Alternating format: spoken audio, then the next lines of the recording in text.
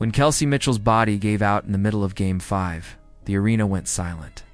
Her legs stopped responding, her balance vanished, and before anyone could react, she collapsed into the arms of a teammate.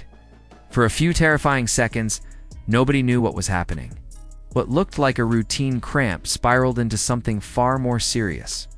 A full-body shutdown that left her legs numb and lifeless.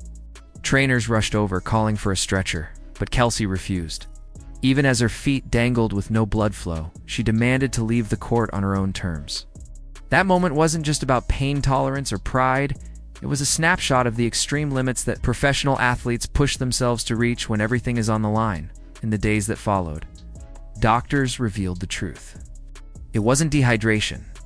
It wasn't exhaustion. It was rhabdomyolysis, a severe breakdown of muscle tissue that floods the bloodstream with toxic proteins. It's potentially shutting down the kidneys and ending careers. It's the kind of medical condition usually seen in soldiers or ultra-marathon runners, not basketball players.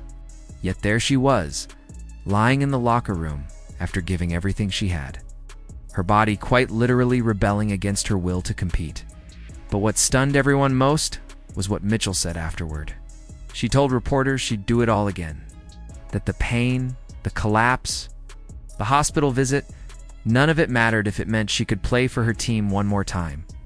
2 days later, at an emotional press conference, Mitchell spoke with honesty and humility that moved the room to silence. She explained how the build-up to that moment wasn't random. This was her first postseason, the culmination of years of hard work and heartbreak. After seasons of fighting just to stay relevant, she had finally reached the stage every player dreams of. And she wasn't going to let fatigue or cramps or even her own body take that away from her. She'd been pushing through exhaustion for weeks, fueled by adrenaline and pure determination. But the truth was simple. The human body has limits. And hers had finally hit one. What she described paints a brutal picture of professional basketball that most fans never see. Between Game 4 and Game 5, the Fever had less than a day to recover before traveling across the country. They practiced, they prepared, they studied film. There was no rest, no pause, no chance for recovery. Mitchell said she ignored the warning signs because that's what athletes do. They push through. They convince themselves it's normal pain, that they'll be fine, that they can rest later. But later doesn't always come.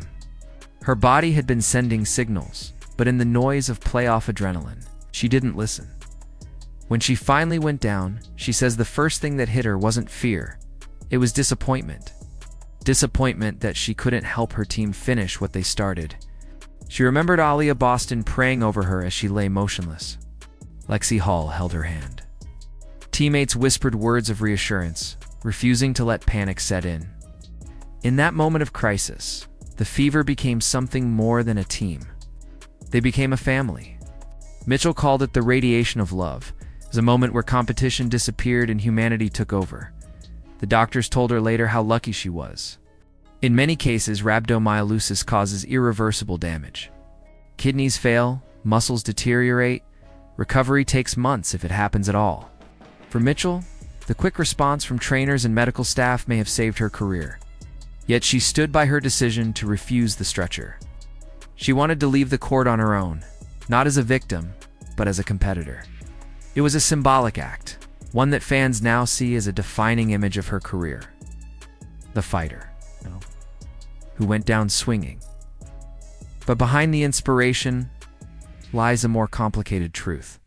Mitchell's collapse exposes the dark side of playoff basketball, the toll it takes on players' bodies. The WNBA schedule is unforgiving. Constant travel, back-to-back games, minimal recovery windows. It's a grind that wears even the strongest athletes down. Mitchell herself joked about not blaming her coach, Stephanie White, for all the practice intensity. But there was an underlying question there. How much is too much? When does drive turn into danger? Mitchell's story forces the league and fans to confront uncomfortable realities about athlete health. Rhabdomyolysis doesn't just happen. It's a result of extreme strain, dehydration, and exhaustion, conditions that are preventable with proper rest and recovery. Yet in professional sports, rest is often seen as weakness. The culture rewards those who push through pain, who keep going no matter what, who sacrifice everything for the team. Mitchell embodied that spirit, and she paid the price for it. Her willingness to play until her body broke down comes from something deeper than competitiveness. It's about loyalty, about knowing what her teammates have gone through all season, the injuries, the losses, the constant doubt. The fever were never supposed to be there. Analysts had written them off months ago, but somehow they fought their way into contention. And Mitchell wasn't about to become another missing piece. Not when the team had already lost Caitlin Clark to injury earlier in the year. Clark's absence had forced everyone to adapt, to shoulder more responsibility, and Mitchell took that challenge personally. She became the emotional core of a team that refused to quit no matter the odds. That's why her collapse hit so hard. It wasn't just a player going down, it was a symbol of how much the fever had given to get there. Even after the incident, Mitchell's focus wasn't on her health but on her team. She spoke about the guilt of watching them finish the game without her, about the heartbreak of missing those final moments. But she also beamed with pride at how they finished strong, how Odyssey Sims and Lexi Hull stepped up, how the team refused to fold in her post-game reflections. She admitted that she learned a lot from the experience, not about basketball, but about balance, about listening to her body, about understanding that sometimes the bravest thing an athlete can do is step back before it's too late. Still, she didn't regret a single thing. "I played until my wheels fell off," she said, her voice steady, "and I'd do it again." That line has since gone viral, a phrase that captures both the beauty and the danger of an athlete's mindset. What makes Kelsey's story so powerful is that it isn't just about one game or one moment. It's about what it means to chase greatness in a world that demands more than the body can give. It's about the pressure to perform, the fear of letting people down, the desire to prove you belong. Every athlete knows that balance between pride and pain, but few have lived it as literally as she did. Her case also highlights a growing concern in the WNBA. As the league expands and the level of competition rises, so do the physical demands. More games, more travel, more pressure, all with fewer resources than their NBA counterparts. It's a system that needs to evolve before more players face the same fate. Mitchell's story should be a wake-up call for everyone involved: coaches, trainers, fans, and league officials. Because as inspiring as her toughness is, no athlete should have to reach the brink of collapse to prove their worth. Still, through all of this, Kelsey Mitchell remains a symbol of resilience. She's using her recovery not as a moment of pity, but as a source of motivation. She said she's taking this as a lesson, not to slow down, but to prepare smarter, to understand how her body works, to make sure the next time she steps onto that court, she's ready for whatever it takes. And knowing her, that next time will come sooner than anyone expects.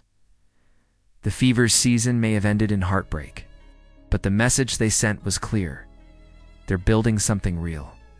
A culture built on toughness, unity, and love, the kind that doesn't crumble under pressure. Kelsey Mitchell's collapse may have been a terrifying moment, but in many ways it captured exactly what makes this team special: their will to fight, their bond, their refusal to be defined by anyone's expectations. So what do you think? Was Kelsey Mitchell's refusal to take the stretcher a symbol of strength or a dangerous act of pride? Should the league do more to protect its players? Or is this just the price of greatness?